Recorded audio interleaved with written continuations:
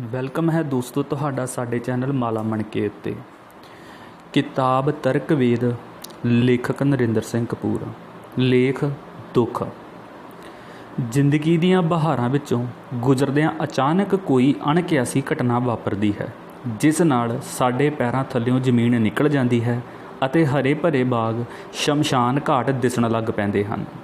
ਇਸੇ ਅਨੁਭਵ ਨੂੰ ਦੁੱਖ ਕਹਿੰਦੇ ਹਨ। ਦੁੱਖ ਇੱਕ ਮਾਨਸਿਕ ਸੰਕਲਪ ਹੈ ਜਿਸ ਨਾਲ ਸਾਡੀ ਬਾਹਰੀ ਜਗਤ ਨੂੰ ਵੇਖਣ ਦੀ ਦ੍ਰਿਸ਼ਟੀ ਹੀ ਬਦਲ ਜਾਂਦੀ ਹੈ, ਕਿਉਂਕਿ ਸਤਰੰਗੀ ਪੀਂਘ ਉੱਤੇ ਦੌੜਦੇ ਦੌੜਦੇ ਅਸੀਂ ਧਰਤੀ ਉੱਤੇ ਆ ਡਿੱਗਦੇ ਹਾਂ। ਭਾਵੇਂ ਕੋਈ ਦੁੱਖ ਅਜਿਹਾ ਨਹੀਂ ਜਿਹੜਾ ਸਮੇਂ ਦੇ ਬੀਤਣ ਨਾਲ ਮਿਟ ਨਹੀਂ ਜਾਂਦਾ, ਪਰ ਕਈ ਦੁੱਖ ਅਜਿਹੇ ਹੁੰਦੇ ਹਨ ਜਿਹੜੇ ਸਾਨੂੰ ਸਦੀਆਂ ਤੱਕ ਹੰਢਾਉਣੇ ਪੈਂਦੇ ਹਨ। ਸਰਹੰਦ ਦੀਆਂ ਕੰਧਾਂ ਵਿੱਚ ਚਿਣੇ ਹੋਏ ਸਾਹਿਬਜ਼ਾਦਿਆਂ ਦੇ ਮਾਸੂਮ ਚਿਹਰਿਆਂ ਉੱਤੇ ਸੰਜਮ ਅਤੇ ਸੰਤੋਖ ਦੀ ਮਿੱਠੀ ਮਿੱਠੀ ਮੁਸਕਰਾਹਟ ਦੇ ਅਰਥ ਸ਼ਬਦਾਂ ਵਿੱਚ ਬਿਆਨ ਨਹੀਂ ਕੀਤੇ ਜਾ ਸਕਦੇ। ਉਹਨਾਂ ਦੀ ਵਿਥਿਆ ਦੱਸਣ ਲਈ ਸਦੀਆਂ ਦਾ ਸਮਾਂ ਚਾਹੀਦਾ ਹੈ। ਉਹਨਾਂ ਦੇ ਕੰਧਾਂ ਵਿੱਚ ਚਿਣੇ ਜਾਣ ਦੇ ਦੁੱਖ ਨੂੰ ਸ਼ਬਦਾਂ ਦਾ ਜਾਮਾ ਪਹਿਨਾਉਣ ਵਾਲਾ ਲੇਖਕ ਜਾਂ ਕਵੀ ਅਜੇ ਪੈਦਾ ਨਹੀਂ ਹੋਇਆ। ਦੁੱਖ ਵਿੱਚੋਂ ਵਿਰਲਾਪ ਉਪਜਦਾ ਹੈ। ਵਿਰਲਾਪ ਨਾਲ ਸਾਡਾ ਮਨ ਝੁਕਦਾ ਹੈ। ਝੁਕਣ ਨਾਲ ਸਾਡੇ ਵਿੱਚੋਂ ਹਉਮੈ ਅਤੇ ਆਕੜ ਮਿਟਦੀ ਹੈ। ਮਹਾਨ ਦੁੱਖ ਭ੍ਰਿਸ਼ਟ ਹੋਈਆਂ ਆਤਮਾਵਾਂ ਨੂੰ ਵੀ ਸਿੱਧੇ ਰਾਹ ਲੈ ਆਉਂਦੇ ਹਨ। ਇਵੇਂ ਦੁੱਖ ਮਨੁੱਖੀ ਆਤਮਾ ਨੂੰ ਮਾਂਜਣ ਦਾ ਕਾਰਜ ਕਰਦੇ ਹਨ। ਦੁੱਖ ਹੀ ਗਿਆਨ ਦਾ ਪ੍ਰਮੁੱਖ ਸਰੋਤ ਹੈ। ਦੁੱਖ ਵਿੱਚ ਅਸੀਂ ਦੂਜਿਆਂ ਦੇ ਸਾਥ ਲਈ ਭਟਕਦੇ ਹਾਂ। ਇਹੀ ਭਟਕਣ ਹਮਦਰਦੀ ਦੀ ਬੁਨਿਆਦ ਹੈ। ਮਨੁੱਖੀ ਰਿਸ਼ਤਿਆਂ ਦੇ ਖੇਤਰ ਵਿੱਚ ਸਾਡੀ ਕਮਾਈ ਦੁੱਖਾਂ ਸਮੇਂ ਹੀ ਵੇਖਣ ਵਿੱਚ ਆਉਂਦੀ ਹੈ। ਇੱਕ ਵਿਧਵਾ ਨੂੰ ਆਪਣੇ ਪੈਰਾਂ 'ਤੇ ਖਲੋਣ ਵਿੱਚ ਲਗਭਗ 8 ਸਾਲ ਲੱਗਦੇ ਹਨ। ਇਹ ਵਰ੍ਹੇ ਉਸ ਦੇ ਦੁੱਖਾਂ ਦੇ ਵਰ੍ਹੇ ਹੁੰਦੇ ਹਨ, ਪਰ ਇਹੀ ਕਾਲ ਉਸ ਦੇ ਅਤਿਅੰਤ ਡੂੰਘੇ ਅਨੁਭਵਾਂ ਦਾ ਸਮਾਂ ਹੁੰਦਾ ਹੈ। ਜਿਉਂਦੇ ਰਹਿਣ ਲਈ ਸਬਰ, ਸੰਤੋਖ ਅਤੇ ਹੌਸਲਾ ਜ਼ਰੂਰੀ ਹੁੰਦੇ ਹਨ, ਪਰ ਇਹਨਾਂ ਦੀ ਪ੍ਰਾਪਤੀ ਦੁੱਖਾਂ ਤੋਂ ਬਿਨਾਂ ਸੰਭਵ ਨਹੀਂ ਹੁੰਦੀ। ਸੰਸਾਰ ਵਿੱਚ ਵੱਡਾ ਯੋਗਦਾਨ ਦੁਖੀ ਵਿਅਕਤੀਆਂ ਨੇ ਹੀ ਪਾਇਆ ਹੈ। ਗੁਰੂ ਗੋਬਿੰਦ ਸਿੰਘ ਨੇ ਉਸੇ ਦਿਨ ਤਲਵਾਰ ਚੁੱਕ ਲਈ ਸੀ ਜਿਸ ਦਿਨ ਗੁਰੂ ਤੇਗ ਬਹਾਦਰ ਨੂੰ ਚਾਂਦਨੀ ਚੌਂਕ ਵਿੱਚ ਸ਼ਹੀਦ ਕੀਤਾ ਗਿਆ ਸੀ। ਰਾਜਾ ਰਾਮ ਮੋਹਨ ਰਾਏ ਦੀ ਭਰਜਾਈ ਨੂੰ ਜਦੋਂ ਜ਼ਬਰਦਸਤੀ ਸਤੀ ਕੀਤਾ ਗਿਆ, ਉਸੇ ਵੇਲੇ ਉਸ ਦੀ ਸੋਚ ਵਿੱਚ ਸਤੀ ਦੇ ਵਿਰੁੱਧ ਅੰਦੋਲਨ ਪੈਦਾ ਹੋਇਆ। ਲੈਨਿਨ ਦੇ ਭਰਾ ਨੂੰ ਜਦੋਂ ਜ਼ਾਰਸ਼ਾਹੀ ਨੇ ਮਾਰਿਆ ਤਾਂ ਲੈਨਿਨ ਦੇ ਮਨ ਵਿੱਚ ਇਨਕਲਾਬ ਨੇ ਅੰਗੜਾਈ ਲਈ। ਦੁੱਖ ਸਾਡੀ ਪ੍ਰਤਿਭਾ ਨੂੰ ਚਮਕਾਉਣ ਦਾ ਇੱਕ ਵਸੀਲਾ ਹੁੰਦੇ ਹਨ। ਸੁਖੀ ਵਿਅਕਤੀਆਂ ਨੇ ਸੰਸਾਰ ਵਿੱਚ ਅਯਾਸ਼ੀ ਫੈਲਾਈ ਹੈ, ਜਦੋਂ ਕਿ ਦੁੱਖਾਂ ਨੇ ਮਨੁੱਖਤਾ ਵਿੱਚ ਮਨੁੱਖੀ ਕਦਰਾਂ ਕੀਮਤਾਂ ਦਾ ਨਿਰਮਾਣ ਕੀਤਾ ਹੈ। ਦੁੱਖਾਂ ਨੇ ਹੀ ਸੁੱਖਾਂ ਦੇ ਅਰਥ ਨਿਰਧਾਰਿਤ ਕੀਤੇ ਹਨ। ਭੋਜਨ ਹੋਣਾ ਪਰ ਭੁੱਖ ਨਾ ਲੱਗਣੀ, ਭੁੱਖ ਹੋਣੀ ਪਰ ਭੋਜਨ ਨਾ ਹੋਣਾ ਆਦਿ ਸਰੀਰਕ ਦੁੱਖ ਦੀਆਂ ਸਰਬ ਸਧਾਰਨ ਉਦਾਹਰਣਾਂ ਹਨ। ਵੱਡੇ ਵਿਅਕਤੀਆਂ ਦੇ ਦੁੱਖ ਵੱਡੇ ਹੁੰਦੇ ਹਨ। ਕੋਈ ਦੁੱਖ ਅਜਿਹਾ ਨਹੀਂ ਜਿਸ ਨੂੰ ਮਨੁੱਖ ਬਰਦਾਸ਼ਤ ਨਾ ਕਰ ਸਕੇ, ਪਰ ਵੇਖਣਾ ਇਹ ਹੈ ਕਿ ਦੁੱਖ ਨਾਲ ਵਿਅਕਤੀ ਡੁੱਬਦਾ ਹੈ ਜਾਂ ਦੁੱਖ ਦੀ ਸਵਾਰੀ ਕਰਦਾ ਹੈ। ਆਮ ਕਰਕੇ ਸਾਨੂੰ ਆਪਣੀ ਸਮੱਸਿਆ ਦੁੱਖ ਅਤੇ ਦੂਜੇ ਦਾ ਦੁੱਖ ਇੱਕ ਸਮੱਸਿਆ ਹੀ ਪ੍ਰਤੀਤ ਹੁੰਦੀ ਹੈ। ਜੇਕਰ ਅਸੀਂ ਸਾਰੇ ਆਪਣੇ ਆਪਣੇ ਦੁੱਖਾਂ ਨੂੰ ਇੱਕ ਥਾਂ ਇਕੱਠੇ ਕਰ ਦਈਏ ਅਤੇ ਸਭ ਨੂੰ ਬਰਾਬਰ ਵੰਡਣ ਦਾ ਯਤਨ ਕਰੀਏ ਤਾਂ ਲਗਭਗ ਸਾਰੇ ਆਪਣੇ ਆਪਣੇ ਦੁੱਖ ਵਾਪਸ ਲੈ ਕੇ ਖੁਸ਼ ਹੋ ਜਾਣਗੇ। ਮਨੋਵਿਗਿਆਨਕ ਤੌਰ ਉੱਤੇ ਦੂਜਿਆਂ ਦੇ ਪ੍ਰਤੱਖ ਦੁੱਖ ਸਾਨੂੰ ਆਪਣੇ ਦੁੱਖ ਬਰਦਾਸ਼ਤ ਕਰਨ ਵਿੱਚ ਸਹਾਈ ਹੁੰਦੇ ਹਨ। ਮਹਾਨ ਦੁੱਖਾਂ ਵਿੱਚ ਮਹਾਨ ਨਾਇਕ ਸਿਰਜਣ ਦੀ ਸਮਰੱਥਾ ਹੁੰਦੀ ਹੈ। ਗੁਰੂ ਅਰਜਨ ਦੇਵ ਜੀ ਦੁੱਖਮਈ ਸਥਿਤੀਆਂ ਵਿੱਚੋਂ ਉਪਜੀ ਇੱਕ ਸ਼ਾਂਤ ਨਾਇਕ ਆਤਮਾ ਸਨ।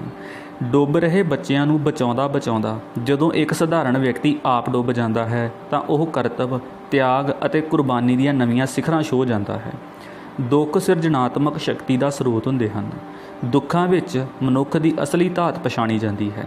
ਪੋਰਸ ਵੱਲੋਂ ਸਿਕੰਦਰ ਨੂੰ ਦਿੱਤਾ ਜਵਾਬ ਦੁੱਖ ਦੀ ਕੁੱਖ ਵਿੱਚੋਂ ਸੂਰਜ ਵਾਂਗ ਉਗਮਿਆ ਇੱਕ ਅਜਿਹਾ ਵਾਕ ਸੀ ਜਿਸ ਨੇ ਜਿੱਤੇ ਹੋਏ ਸਿਕੰਦਰ ਦੇ ਮੁਕਾਬਲੇ ਹਾਰੇ ਹੋਏ ਪੋਰਸ ਨੂੰ ਮਹਾਨ ਬਣਾ ਦਿੱਤਾ। ਭਾਰਤ ਦੇ ਇਤਿਹਾਸ ਵਿੱਚ ਕੇਵਲ ਸਿਕੰਦਰ ਅਜਿਹਾ ਹੈ ਜਿਹੜਾ ਭਾਰਤ ਉੱਤੇ ਹਮਲਾਵਰ ਹੋਣ ਦੇ ਬਾਵਜੂਦ ਭਾਰਤੀਆਂ ਦੇ ਸਤਿਕਾਰ ਦਾ ਪਾਤਰ ਹੈ, ਕਿਉਂਕਿ ਉਸ ਨੇ ਪੋਰਸ ਦੇ ਦੁੱਖ ਨੂੰ ਸਮਝਿਆ ਸੀ। ਦੁੱਖ ਬਰਦਾਸ਼ਤ ਕਰਨ ਨਾਲ ਸਾਡੀ ਦੁੱਖ ਬਰਦਾਸ਼ਤ ਕਰਨ ਦੀ ਸਮਰੱਥਾ ਵੱਧਦੀ ਹੈ।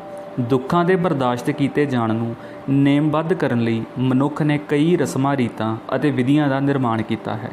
ਕਿਹਾ ਜਾਂਦਾ ਹੈ ਦੁੱਖ ਇਕੱਲੇ ਨਹੀਂ ਆਉਂਦੇ, ਪਰ ਇਹ ਵੀ ਕਿਹਾ ਜਾਂਦਾ ਹੈ ਕਿ ਪਤਝੜ ਮਗਰੋਂ ਬਹਾਰ ਨੇ ਆਉਣਾ ਹੀ ਆਉਣਾ ਹੈ। ਅਰਥਾਤ ਦੁੱਖ ਸੁੱਖ ਇੱਕ ਦੂਜੇ ਨਾਲ ਲੁਕਣ ਮੀਚੀ ਖੇਡਦੇ ਰਹਿੰਦੇ ਹਨ। ਸਵੈ ਵਿਰੋਧੀ ਸ਼ਕਤੀਆਂ ਜ਼ਿੰਦਗੀ ਨੂੰ ਚੱਲਦੇ ਰੱਖਣ ਵਿੱਚ ਸਹਾਈ ਹੁੰਦੀਆਂ ਹਨ। ਜਿਵੇਂ ਅੰਤਾਂ ਦੀ ਖੁਸ਼ੀ ਸ਼ਬਦਾਂ ਵਿੱਚ ਨਹੀਂ ਪ੍ਰਗਟਾਈ ਜਾ ਸਕਦੀ, ਇਵੇਂ ਹੀ ਅੰਤਾਂ ਦੇ ਦੁੱਖ ਸਮੇਂ ਸਧਾਰਨ ਬੋਲੀ ਨੂੰ ਆਪਣੇ ਪ੍ਰਗਟਾਵੇ ਦਾ ਸਾਧਨ ਨਹੀਂ ਬਣਾਇਆ ਜਾ ਸਕਦਾ। ਦੂਜਿਆਂ ਦੇ ਦੁੱਖੜੇ ਸੁਣ ਕੇ ਸਾਨੂੰ ਇੱਕ ਵਿਸ਼ੇਸ਼ ਪ੍ਰਕਾਰ ਦੀ ਢਾਰਸ ਮਿਲਦੀ ਹੈ। ਕਿਸੇ ਦਾ ਬੱਚਾ ਡੁੱਬ ਕੇ ਮਰਨ ਦੀ ਖਬਰ ਨਾਲ ਸਾਨੂੰ ਆਪਣੇ ਬੱਚੇ ਵਧੇਰੇ ਪਿਆਰੇ ਲੱਗਣ ਲੱਗ ਪੈਂਦੇ ਹਨ। ਕਿਸੇ ਵਿਧਵਾ ਨੂੰ ਵੇਖ ਕੇ ਆਪਣਾ ਪਤੀ ਵਧੇਰੇ ਚੰਗਾ ਲੱਗਣ ਲੱਗ ਪੈਂਦਾ ਹੈ। ਕਿਸੇ ਦੀ ਪਤਨੀ ਦੀ ਮੌਤ ਦੀ ਖਬਰ ਸੁਣ ਕੇ ਸਾਨੂੰ ਆਪਣੀ ਪਤਨੀ ਦੁਬਾਰਾ ਪ੍ਰਾਪਤ ਹੋਈ ਪ੍ਰਤੀਤ ਹੋਣ ਲੱਗ ਪੈਂਦੀ ਹੈ। ਦੁੱਖ ਨਾਲ ਮਨੁੱਖ ਵਿੱਚ ਕੰਮ ਕਰਨ ਲਈ ਉਤਸ਼ਾਹ ਪੈਦਾ ਹੁੰਦਾ ਹੈ, ਪਰ ਇਹ ਸੰਭਵ ਤਾਂ ਹੀ ਹੁੰਦਾ ਹੈ ਜੇ ਉਸ ਸਾਹਮਣੇ ਕੋਈ ਉਦੇਸ਼ ਹੋਵੇ। ਦੁੱਖ ਨੂੰ ਭੁਲਾਉਣ ਅਤੇ ਘਟਾਉਣ ਦਾ ਉੱਤਮ ਢੰਗ ਆਪਣੇ ਆਪ ਨੂੰ ਕੰਮਾਂ ਵਿੱਚ ਲਾਉਣਾ ਹੁੰਦਾ ਹੈ, ਅਰਥਾਤ ਮਨ ਵਿੱਚ ਪੈਦਾ ਹੋਏ ਖਾਲੀਪਣ ਨੂੰ ਕੰਮ ਦੀ ਸੰਤੁਸ਼ਟਤਾ ਨਾਲ ਭਰਨਾ। ਇੱਕ ਗਰਭਵਤੀ ਔਰਤ ਕਿਸੇ ਦੀ ਮੌਤ ਉੱਤੇ ਇਸ ਲਈ ਸਬਰ ਸੰਤੋਖ ਕਰ ਲੈਂਦੀ ਹੈ ਕਿਉਂਕਿ ਉਸ ਨੂੰ ਆਪਣਾ ਆਪ ਭਰਿਆ ਭਰਿਆ ਲੱਗਦਾ ਹੈ। ਦੁੱਖ ਸਮੇਂ ਸਾਡਾ ਵਰਤਾਰਾ ਸਾਡੀ ਸ਼ਖਸੀਅਤ ਦੀ ਕਿਸਮ, ਪੱਧਰ, ਡੂੰਘਾਈ ਅਤੇ ਵਿਸ਼ਾਲਤਾ ਨੂੰ ਨਿਰਧਾਰਤ ਕਰਦਾ ਹੈ। ਦੁੱਖ ਵਿੱਚ ਅਚਾਨਕ ਇਕੱਲੇ ਰਹਿ ਜਾਣ ਦਾ ਅਨੁਭਵ ਹੁੰਦਾ ਹੈ। ਇਵੇਂ ਦੁੱਖ ਵਿੱਚ ਅਸੀਂ ਆਪਣੇ ਆਪ ਨੂੰ ਮਿਲਦੇ ਹਾਂ। ਇਸ ਸਮੇਂ ਸਾਡੀ ਸ਼ਖਸੀਅਤ ਦੇ ਕਈ ਟੋਏ ਟਿੱਬੇ ਪੱਧਰੇ ਹੋ ਜਾਂਦੇ ਹਨ। ਦੁੱਖ ਵਿੱਚ ਅਸੀਂ ਸਾਰੇ ਸਾਊ ਅਤੇ ਸੱਭਿਅਕ ਭਾਸ਼ਾ ਬੋਲਦੇ ਹਾਂ ਅਤੇ ਆਪਣੀ ਪਦਵੀ, ਆਮਦਨ ਜਾਂ ਗਿਆਨ ਦੇ ਆਧਾਰ ਉੱਤੇ ਨਹੀਂ, ਮਨੁੱਖਤਾ ਦੀ ਪੱਧਰ ਉੱਤੇ ਇੱਕ ਦੂਜੇ ਨਾਲ ਵਿਚਰਦੇ ਹਾਂ। ਇਹਨਾਂ ਪਲਾਂ ਵਿੱਚ ਸਾਨੂੰ ਗਿਆਨ ਹੋ ਜਾਂਦਾ ਹੈ ਕਿ ਮਨੁੱਖ ਦੀ ਹੋਣੀ ਵਿੱਚ ਅੰਤ ਨੂੰ ਦੁੱਖ ਹੈ। ਦੁੱਖ ਇੱਕ ਸਦੀਵੀ ਸਰਬ ਵਿਆਪਕ ਅਨੁਭਵ ਹੈ, ਜਦੋਂ ਕਿ ਸੁੱਖ ਛਿਨ ਭੰਗਰ ਦਾ ਭੁਲੇਖਾ ਬਣ ਕੇ ਰਹਿ ਜਾਂਦਾ ਹੈ। ਦੁੱਖ ਵਿੱਚ ਰੋਣ ਨਾਲ ਸਾਡੀ ਰੂਹ ਧੋਤੀ ਜਾਂਦੀ ਹੈ ਅਤੇ ਅਸੀਂ ਸਭ ਪ੍ਰਕਾਰ ਦੀ ਮਿਲਾਵਟ ਅਤੇ ਖੋਟ ਤੋਂ ਮੁਕਤ ਹੋ ਜਾਂਦੇ ਹਾਂ। ਦੁੱਖ ਵਿੱਚ ਛੋਟੀ ਤੋਂ ਛੋਟੀ ਆਸ ਵੀ ਸੂਰਜ ਦਾ ਦਰਜਾ ਰੱਖਦੀ ਹੈ। ਗੁੱਸਾ ਦੁੱਖ ਦਾ ਵਿਗੜਿਆ ਰੂਪ ਹੁੰਦਾ ਹੈ। ਦੁੱਖ ਸਾਨੂੰ ਦੂਜਿਆਂ ਨਾਲ ਜੋੜਦਾ ਹੈ, ਜਦੋਂ ਕਿ ਗੁੱਸਾ ਸਾਨੂੰ ਨਿਖੇੜਦਾ ਹੈ।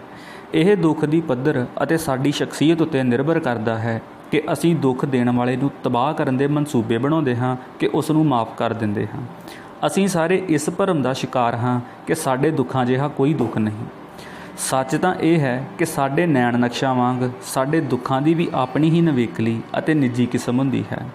ਸਭ ਤੋਂ ਵਧੇਰੇ ਅਸਹਿ ਦੁੱਖ ਅਕ੍ਰਿਤਘਣਤਾ ਵਿੱਚੋਂ ਜਨਮਦੇ ਹਨ। ਬੇਵਫਾਈ, ਖੁਦਕੁਸ਼ੀ, ਤਲਾਕ ਆਦਿ ਅਕ੍ਰਿਣਤਾ ਦੀਆਂ ਉਦਾਹਰਣਾਂ ਹਨ। ਪਰਮਾਤਮਾ ਨੇ ਜਿਸ ਨੂੰ ਮਹਾਨ ਬਣਾਉਣਾ ਹੁੰਦਾ ਹੈ, ਉਸ ਨੂੰ ਪਹਿਲਾਂ ਉਹ ਆਪ ਦੁੱਖਾਂ ਵਿੱਚੋਂ ਲੰਘਾ ਕੇ ਪਰਖਦਾ ਹੈ। ਦੁਸ਼ਮਣਾਂ ਦੇ ਪੱਥਰ ਅਸੀਂ ਖਿੜੇ ਮੱਥੇ ਬਰਦਾਸ਼ਤ ਕਰ ਲੈਂਦੇ ਹਾਂ, ਪਰ ਸੱਜਣਾ ਦੇ ਫੁੱਲ ਲੱਗਣ ਨਾਲ ਵੀ ਮਨਸੂਰ ਵਾਂਗ ਸਾਡੀ ਰੂਹ ਅੰਬਰਾਂ ਤੱਕ ਕੁਰਲਾ ਉੱਠਦੀ ਹੈ। ਆਪਣੇ ਆਪਣੇ ਦੁੱਖਾਂ ਦੀਆਂ ਗੱਲਾਂ ਕਰਦਿਆਂ ਭਾਵੇਂ ਦੁੱਖ ਕਿਸੇ ਨਾਲ ਵੰਡਾਇਆ ਨਹੀਂ ਜਾ ਸਕਦਾ, ਪਰ ਬਹੁਤ ਸਾਰੇ ਵਿਅਕਤੀ ਇੱਕ ਤਾਂ ਇਕੱਠੇ ਹੋ ਕੇ ਆਪਣੇ ਆਪਣੇ ਦੁੱਖਾਂ ਦੀਆਂ ਗੱਲਾਂ ਕਰਕੇ ਇਹ ਭਾਵ ਉਸਾਰਦੇ ਹਨ ਕਿ ਸਾਰੇ ਹੀ ਦੁਖੀ ਹਨ, ਸੋ ਦੁੱਖ ਨੂੰ ਬਰਦਾਸ਼ਤ ਹੀ ਕਰਨਾ ਚਾਹੀਦਾ ਹੈ। ਪੁਰਸ਼ਾਂ ਦੇ ਮੁਕਾਬਲੇ ਇਸਤਰੀਆਂ ਨੂੰ ਦੁੱਖਮਈ ਸਥਿਤੀਆਂ ਦਾ ਵਧੇਰੇ ਸਾਹਮਣਾ ਕਰਨਾ ਪੈਂਦਾ ਹੈ। ਇਸ ਲਈ ਉਹ ਪਿਆਰ, ਸਨੇਹ ਅਤੇ ਹਮਦਰਦੀ ਦੀਆਂ ਪ੍ਰਤੀਕ ਹੁੰਦੀਆਂ ਹਨ ਅਤੇ ਉਹ ਇਹਨਾਂ ਭਾਵਾਂ ਨੂੰ ਵਧੇਰੇ ਨਿਪੁੰਨਤਾ ਨਾਲ ਪ੍ਰਗਟਾਉਂਦੀਆਂ ਹਨ। ਦੁੱਖ ਜੀਵਨ ਦਾ ਇੱਕ ਸੁਭਾਵਿਕ ਅਨੁਭਵ ਹੈ। ਇਸ ਤੋਂ ਬਚਣ ਦੀ ਥਾਂ ਇਸ ਨੂੰ ਹੰਢਾਉਣ ਦਾ ਜਿਗਰਾ ਅਤੇ ਹੌਸਲਾ ਉਸਾਰਨਾ ਚਾਹੀਦਾ ਹੈ ਅਤੇ ਇਸ ਰਾਹੀਂ ਆਪਣੇ ਵਿੱਚ ਇਨਸਾਨੀ ਗੁਣਾਂ ਨੂੰ ਉਪਜਾਉਣਾ ਚਾਹੀਦਾ ਹੈ। ਸੋ ਦੋਸਤੋ, ਇਸ ਦੇ ਨਾਲ ਹੀ ਇਹ ਲੇਖ ਖਤਮ ਹੁੰਦਾ ਹੈ, ਪਰ ਇਸ ਨੂੰ ਸਾਰਿਆਂ ਨਾਲ ਸ਼ੇਅਰ ਜ਼ਰੂਰ ਕਰਿਓ ਅਤੇ ਵੀਡੀਓ ਨੂੰ ਪੂਰਾ ਦੇਖਣ ਲਈ ਧੰਨਵਾਦ।